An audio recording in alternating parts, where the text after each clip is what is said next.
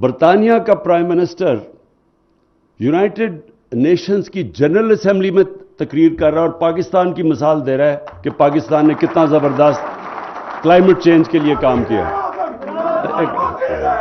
پھر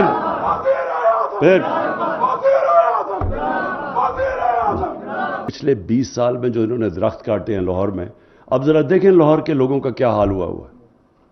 آلودگی کدھر اسمانوں پہ پہنچ، کسی نے سوچا ہی نہیں کہ درخت بھی لگانے ہیں۔ تو یہ پہلی حکومت ہے جس نے اب تک 2.5 ارب درخت لگا چکے ہیں، 2.5 ارب، اور اگلا اور انشاءاللہ ہمارا ٹارگٹ ہے 10 ارب کا۔ اچھا، آپ یہ سوچیں کہ پاکستان کی دنیا نے تعریف کن چیزوں پہ کی ہے؟ دیکھیں ہم اپنی تو تعریف کرتے رہتے ہیں، پچھلی حکومتوں نے اربوں روپیہ ہر روز خرچ کرتے تھے اشتہاروں پہ اور میڈیا پہ اپنی تعریفیں کرنے کے لیے، لیکن دنیا نے نہیں تعریف کی۔ یہ وہ ملک، جب اب یہ حکومت ہے، برطانیہ کا پرائم منسٹر یونائٹڈ نیشنز کی جنرل اسمبلی میں تقریر کر رہا ہے اور پاکستان کی مثال دے رہا ہے کہ پاکستان نے کتنا زبردست کلائمیٹ چینج کے لیے کام کیا ہے۔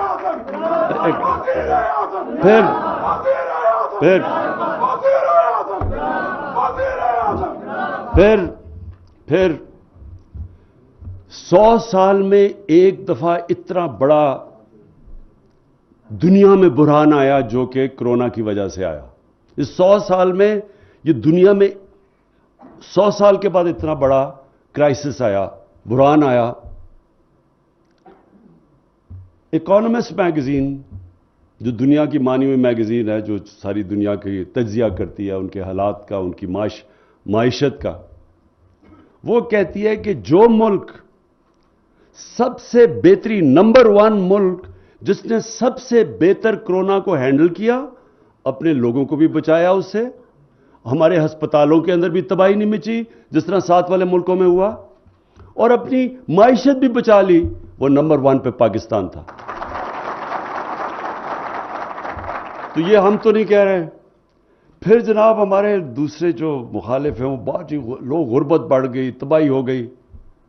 اس میں کوئی شک نہیں کہ مہنگائی پاکستان میں نہیں، ساری دنیا میں مہنگائی کا سیلاب آیا ہوا ہے، اس میں کوئی شک نہیں ہے۔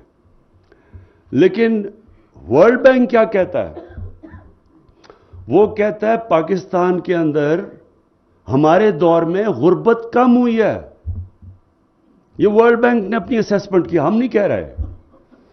کہنے کا مطلب یہ ہے کہ مشکل وقت ہے، لیکن انشاءاللہ آپ کو یہ پورا اعتماد ہونا چاہیے کہ یہ جو آپ کی حکومت ہے، جس طرح کرونا سے اب تک آپ کو بچایا ہے، جس مشکل حالات میں مشکل فیصلے کیے، جس طرح ہم نے ایک ادارہ بنایا NCOC اور سارے ملک کو اکٹھا کر کے فیصلے کیے، اور جس طرح آج ہم بڑے فخر سے کہتے ہیں کہ ہم دنیا میں وہ ملک ہیں جو 100 سال میں ایک اتنا بڑا بحران آتا ہے جو ہم سب سے بہتر نکلے۔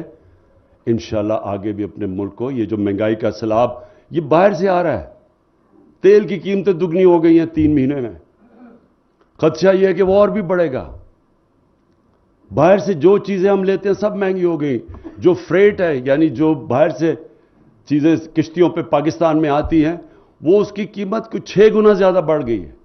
یہ صرف سردیوں تک ہے، کیونکہ ہوا کیا، کرونا میں جب سارا دنیا کے اندر لاک ڈاؤن لگائے گئے، لاک ڈاؤن کی وجہ سے یعنی جب آپ نے اکانومی بند کر دی تو وہ سپلائی کا مطلب تجارت کے اندر افیکٹ ہو گیا، اور اس سے ساری دنیا کے اندر مسئلے پنے، چیزیں غائب ہو گئی، کھانے پینے کی چیزیں سب مہنگی ہو گئی۔ تو یہ کبھی کبھی اس طرح بحران آتا ہے۔ آپ انشاءاللہ، مجھے پتہ ہے لوگوں کو مشکل ہے، لیکن انشاءاللہ ہم نکالیں گے، اور ایک آنے والے دنوں میں اتنا بڑا ہم ایک پروگرام لے کے آ رہے ہیں کہ صرف اور صرف اس کا مقصد یہ ہوگا کہ ہمارے عام آدمیوں کی جو مشکلیں پڑی ہوئی ہیں ان کی ہم مشکلیں آسان کریں. ایک بڑا پیکیج لے کے آ رہے ہیں, وہ انشاءاللہ آنے والے دنوں میں آئے گا. میں ویسے ابھی یہ دیکھ رہا تھا کہ ٹیکنالوجی کا استعمال کرتے ہوئے ہم نے یہ اناگریشن کیا ہاتھ رکھ کے, ٹیکنالوجی آگے بڑھ گئی ہے. تو میں حیران ہوں کہ یہ جو اپوزیشن ساری یہ ٹیکنالوجی کا کیوں نہیں ووٹنگ کے اوپر استعمال کر رکے ہوئے ہیں, کہ ساری دنیا کے اندر وہ ٹیکنالوجی کا استعمال آ گیا ہے ووٹنگ کے اوپر تاکہ بہتر طریقے سے صاف اور شفاف ہو. لیکن یہ مجھے حیرت ہے کہ ہماری اپوزیشن کو پتہ نہیں اس پہ کیا پرابلم آ رہی ہے, مشین سے ڈرے ہوئے ہیں, پتہ نہیں کس چیز سے. میں جی سب سے پہلے اپنے پنجاب کے چیف منسٹر آپ کو آج خراج تحسین پیش کرنا چاہتا ہوں, اور فواد چودھری آپ کو اس لیے کہ جس جنون سے آپ نے جیلم کی جنگ لڑی ہے,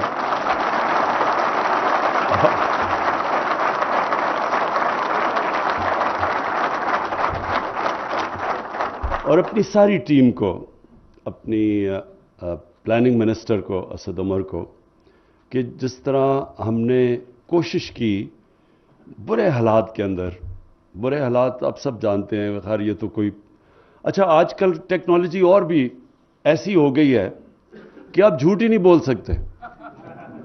کوئی بھی آ کے وزیر اعظم, وزیر اعلیٰ کوئی غلط چیز کہے, وہ 2 منٹ میں آپ اپنے موبائل فون کے اوپر وہ چیک کریں اور وہ گوگل کر کے آپ پتہ چلوا سکتے ہیں. تو یہ بڑی اچھی چیز ہے. تو اس لیے یہ وہ دور ہے جب لوگوں کو بڑے آرام سے پتہ چل جائے گا کہ کس نے کیا کام کیا.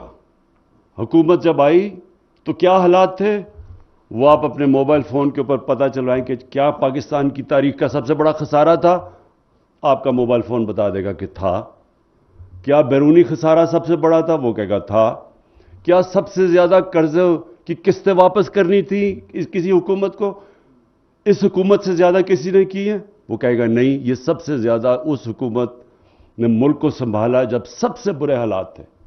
اس کے باوجود ہماری کوشش یہ تھی کہ جیسے جیسے ہم تھوڑا سا سنبھلیں تو ہماری پوری کوشش ہوگی کہ کیسے ہم نے اپنے ملک میں لانگ ٹرم ڈیولپمنٹ کرنی ہے. دیکھیں ملک آگے کیسے بڑھتے ہیں, جب وہ آگے اپنی آنے والی نسلوں کا سوچتے ہیں. وہ آنے والی الیکشن کا نہیں سوچتے, وہ یہ سوچتے ہیں کہ ہمارے بچے ہیں 60% پاکستانی اس وقت 25 سال کی عمر سے کم ہیں, ان کے لیے ہم نے کیا کرنا ہے. اور یہ جو چائنا آپ دیکھ رہے ہیں دنیا کی دیکھتے دیکھتے 30 سالوں میں کہاں سے کہاں پہنچ گیا, اس کی سب سے بڑی وجہ یہ کہ جو چائنا کی لیڈرشپ تھی انہوں نے دور کا سوچا. سب سے پہلے انہوں نے سوچا کہ کیسے ہم نے اپنے لوگوں کو غربت سے نکالنا ہے, اور پھر انہوں نے سوچا وہ کون سے ڈیولپمنٹ پروجیکٹس ہیں جو چائنا کو آگے لے کے جائیں گے. تو جب تک آپ کے اندر یہ سوچ نہیں ہوتی قوم آگے نہیں بڑھ سکتی. قوم اگر صرف الیکشن کا ہی سوچے کہ اچھا جی میں نے الیکشن جیتنا ہے, اب سے لے کے تو میں یہ میٹرو بنا دوں تاکہ وہ 5 سال پہلے پھر میں کوئی اربوں روپیہ اس پہ خرچ کر کے تو میں الیکشن جیت جاؤں, قوم آگے نہیں بڑھتی ایسے. تو مجھے جو فخر ہے جس چیز پہ کہ ہماری حکومت نے اپنی آنے والی نسلوں کا سوچا بنسبت کے اگلے الیکشن کا سوچنے کا. اور تو جب آپ آگے کا سوچتے ہیں تو سب سے پہلا چیز آپ کیا سوچیں گے کہ پاکستان کو پانی کی ضرورت ہے. ہماری آبادی جتنی بڑھتی جا رہی ہے, ہمارے پاس زمین بھی ہے لیکن ہمارے پاس پانی کی آگے کمی آنے والی ہے. ہماری جو اناج کی ضروریات ہیں وہ اتنی تیزی سے بڑھ رہی ہیں صرف اس لیے کہ پاکستان جب بنا تھا, جو ہمارا اب جو پاکستان ہے ویسٹ پاکستان تب تھا, اس کی ساری آبادی 4 کروڑ سے بھی کم تھی. آج پاکستان کی آبادی پہنچ گئی ہے 22 کروڑ پہ. تو اتنے زیادہ لوگوں کے لیے ہم نے اناج پیدا کرنا ہے, اس کے لیے ہمیں اور زمین چاہیے. زمین ہمارے پاس ہے لیکن ہمارے پاس پانی کی کمی ہے. تو اس کے لیے پہلی دفعہ 50 سال میں پہلی دفعہ 3 بڑی ڈیمز بن رہی ہیں. اور انشاءاللہ اگلے 10 سال میں 10 ڈیمز بن رہی ہیں. 10 ڈیمز.